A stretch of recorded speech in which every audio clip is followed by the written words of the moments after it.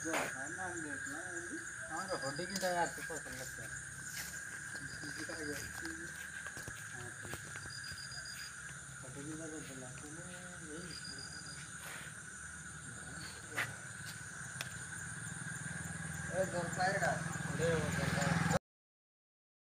আছে, আপোনালোকে সকলোকে নমস্কাৰ জনাইছোঁ।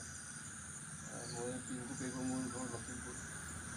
শিক্ষা, পৰিৱেশ, শান্তি আৰু একতাৰ উদ্দেশ্যলৈ আজি আপোনালোকৰ স্কিমত আহিছোঁ। 2 নং কুমলীয়া পাৰ্ট 1 PWSS পানী যোগান আঁচনি ন বিশ্বনাথ চাৰিআলি। এতিয়া সন্মানীয় জলমিত্ৰ আছে আৰু সন্মানীয় উপস্থিত ৰাইজ, আজি এটি গছ পুলি ৰুব আহিছোঁ, মানে শিলিখা আৰু বকুল গছ। আৰু কেইটামান এই জলমিত্ৰ ডাঙৰীয়াক কেইটামান টেকনিকেল ইছ্যুজ কেইটামান আছে যে সেইটো ছল্ভ কৰি দিলোঁ। কেনেকৈ পানী চলাব লাগে, ৰাইজক পানী কেনেকৈ দিব লাগে, কেনেকৈ বেকৱাছ কৰিব লাগে, বা মটৰ কেনেকৈ চলাব লাগে, পাম্প কেনেকৈ চলাব লাগে, প্লাছ বিশেষকৈ আটাইতকৈ ডাঙৰ কথা হ'ল কেনেকৈ ছেফটি মেইনটেইন কৰিব লাগে ন। নিজে ছেফ হৈ থাকিলেহে কামটো কৰিব পাৰিব।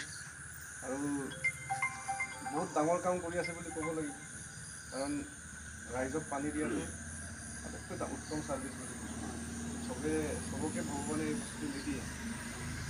মানে টকা পইচাবিলাকতো পিছৰ কথা, কিন্তু পানীটোতো আমাক ডেইলি লাগিব ন। যেনে এতিয়া ৰাইজেতো পানী মানুহ বুলিয়ে জানিব। এতিয়া সেই পানী যোগান আঁচনিত কাম কৰা মানুহে এনেকৈহে পৰিচয় কৰিব। এতিয়া 200-300 ঘৰ আছে মাটিয়াত চাপজ, 200-300 মানুহেই মানে বিভিন্ন ধৰণে চৰ্চা কৰিব ন। সেইটো খং ভাৱ কৰিব নালাগিব, ভাবিব লাগিব মই পানী ৰাইজক সেৱা কৰিছোঁ। পানীটো কেতিয়াবা গৰমো কৰে, ঠাণ্ডাও কৰে, ফ্ৰিজতো ভৰাই, চব্জিও বনায়, ভাতো বনায়, গাও ধুৱে। সেই আপোনাক তেনেকৈ কৰিব ৰাইজে এতিয়া বিভিন্ন ধৰণে মানে চৰ্চা কৰিব, কিন্তু পানীয়েতো ৰিয়েকশ্যন নকৰে ন। কিয় মোক গৰম কৰিছা বুলিতো নকয় ন। মানে সেই খং ভাৱটো থাকিব নালাগে, মানে পানীৰ লগত আছে নেকি মানুহটো পানীৰ নিচিনা হ'ব লাগিব, হয়নে নহয় কথাটো। এনেকৈ মনটো তেনেকৈ কৰিব লাগিব। উল্টাই এই পানী দিয়া নাই, আমুক দিয়া নাই বুলি কয়, উল্টাই খং কিয় দিম বুলি ৰিয়েকশ্যন কৰিলেতো নহ'ব ন, এনেধৰণৰ কথা। আৰু গছ পুলি ধুনীয়াকৈ প্ৰতিপালন কৰিব। এতিয়া কিছুদিন পূৰ্বে যিটো গৰম পৰিছিলে, হয় 40-41, এতিয়া বৰষুণ নিদিয়া হ'লে কি হ'লহেঁতেন, মানুহ চব মানে যাবলগীয়া হ'লহেঁতেন জেগালৈ। সেইকাৰণে গাঁও এৰিয়া হওক, নিজৰ ঘৰত হওক, গছ পুলি ৰুব লাগিব। আৰু থকা গছবিলাক আমি কাটাটো বন্ধ কৰিব লাগিব। আমি জীয়াই থাকিব কাৰ দ্বাৰা জীয়াই আছোঁ, গছৰ দ্বাৰা। গছটোৱেই ভগৱান হয়, গছটোৱেই আল্লাহ হয় মানে। আৰু ছেকেণ্ড কথা হ'ল মানে কি, আমি সকলোৱে মিলি থাকিব লাগিব। এতিয়া কথা হ'ল মানে কি, এতিয়া চাওক, এতিয়া আমি নিউজে পত্ৰই খুব এটা বেয়া নিউজ এটা আমি দেখা পাওঁ। কোন হিন্দু কোন মুছলিম এই বস্তুটো খুব মানে এইটোৱে আমি দেখা পাওঁ ন। কিন্তু হিন্দু মুছলিম বুলি একো বস্তুৱে নাই ক'বলৈ গ'লে, মানুহেতো বনাইছে। ভগৱানেতো মানুহ হিচাপে আমাক পঠিয়াইছে ন, কিন্তু মানুহে নিজৰ স্বাৰ্থটো মানে ফিল আপ কৰিবৰ কাৰণে এইবোৰ কাম কৰে। এতিয়া ইলেকশ্যন আহি আছে, সেই চৰ্চাটো খুব হ'ব, কিন্তু বিপদটো মোৰ হ'ল হস্পিটেলত আজি মোক ট্ৰিটমেণ্ট, মোক টেষ্ট লাগে। এতিয়া মই ব্লাড টেষ্টটো লাগে, তেতিয়া মই এই হিন্দুৰ টেষ্ট মুছলিমৰ টেষ্ট বুলি চাম নেকি মই? চাব নেকি? তেতিয়া কি কৰিম? তেতিয়া মোক টেষ্ট লাগে, মোক তেজে লাগে। এতিয়া এই হিন্দুৰ টেষ্ট মোক নালাগে, মুছলিমৰ টেষ্ট লিখা থাকে নেকি বস্তুটো? তেতিয়া জীয়াই থাকিবৰ কাৰণে কিন্তু মোক তেজ লাগিব। তেতিয়া তেওঁলোকে ইলেকশ্যনত জিকিবৰ কাৰণে চিঞৰ বাখৰ কৰি থাকক, সেইটো বস্তু দিলে আমি মানুহ হিচাপে থাকিব লাগিব। তেওঁলোকে জিকিবৰ কাৰণে এইটো কাম কৰিবই, কাৰণ মানে চকীতটো বহিব লাগিব ন, পাৱাৰটো লাগিব। কিন্তু সেই চিষ্টেমটো কৰিলেহে তেওঁলোকে পাৱাৰটো হ'ব। কিন্তু আমি সেইবোৰ মানি ল'ব নালাগে, মানুহ হিচাপে থাকিব লাগে। যি কৰে কৰি থাকক, হয়নে নহয় কথাটো? এনেকৈ ধুনীয়াকৈ মিলি থাকক। মানে এতিয়াতো ৰাতি হৈছে, কোনোৱেতো এনেকুৱা মানে হিন্দু মুছলিম ঘৰত বা মুছলিম হিন্দু ঘৰত যাবলৈ কাৰো সাহস নাই এতিয়া। মানে চবৰ ভয় ভাৱ এটা আছে।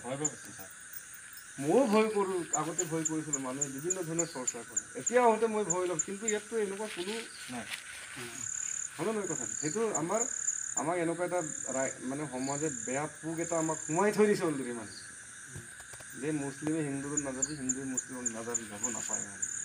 এনেধৰণৰ মানে মনোমালিন্য আমাক বেমাৰটো অলৰেডি জন্মৰ পৰাই মানে লগাই থৈ দিছে মানে সেইকাৰণে বেমাৰটো বিয়পে কিন্তু ইয়াতো একো সমস্যাই নাই হয়নে নহয় কথাটো সেইকাৰণে সেই বস্তুটো আমি মানি ল'বলৈ আমাৰ পৰাই মানে মিলি থাকক বুলি কোৱাত তেওঁলোকৰ কি আপত্তি আছে ডাঙৰ ডাঙৰ লিডাৰকেইটা তহঁতে মিলি থাক ভাল দে ভাই ককাই নিচিনা সমানে চবে মিলি থাকক বুলি কৈছে নেকি কোনে তাই উল্টাই জেক দি দিয়ে মানে আৰু তেওঁলোকে ওপৰৱালা ইহঁতে ওপৰে চব লগৰ লগত মন মিলাই মাছে খাই হয়নে নহয় আৰু গাঁৱত এই বস্তুবিলাক কৈ দিব প্লাছ ল'ৰা ছোৱালীক এতিয়া কি কৰিব লাগিব ভাল অফিচাৰ ডাঙৰ মানুহ হ'ব লাগে বুলি আমি শিক্ষা দিব লাগিব অকল হাজিৰা কৰিব যা বুলি ক'লে নহ'ব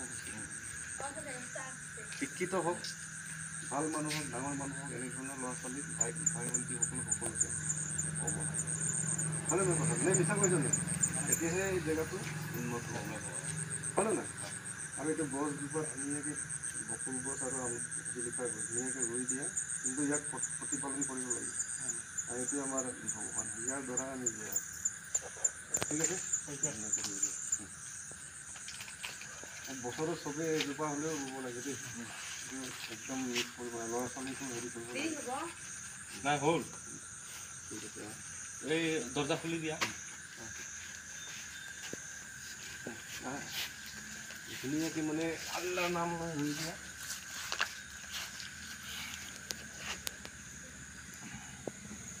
যোৱাবাৰ ঈদত চবেই ঘূৰি ফুৰি পাৰ্টি খাই মই আকৌ মন্দিৰত গছ ৰুব গৈছোঁ এইফালে চান্দিয়া চাপৰি ঘুমৰ অলপ পাৰিলে দি দিবা দেই সেইটো বকুল হয় ধুনীয়া লাগিব সেইটো ইফালে শিলিখাটো ৰুই দিয়ে এইটো ইফালে দি দিয়ে ধুনীয়া হ'ব দেই এতিয়া ফল মূলটো ইয়াৰ পৰা খাব পাব লাগে আৰু আমি হয়নে নহয়